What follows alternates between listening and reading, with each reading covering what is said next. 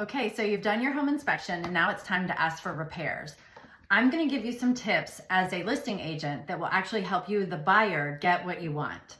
So the items that you should always ask for are, of course, structural issues and foundation issues, anything that's plumbing related or electric, any kind of water intrusion, anything that's leaking like that into the home. All of those things are very important to ask for, including systems like an HVAC system, or if your your water heater isn't working properly. All of those things are very good to ask for.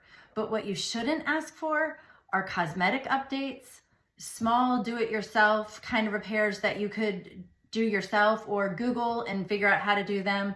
And then finally, upgrades that you want. Like, for example, if the carpet's old.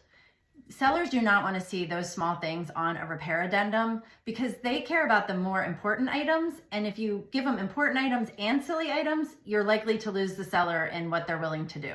So be careful what you ask for. Again, don't ask for updates, don't ask for small do-it-yourself items, and don't ask for cosmetics. And be sure you ask for important things such as foundation, roof, HVAC, plumbing, and electric. If you have any questions at all, let me know. I'm happy to help. Forward to anyone who would like more information on this topic.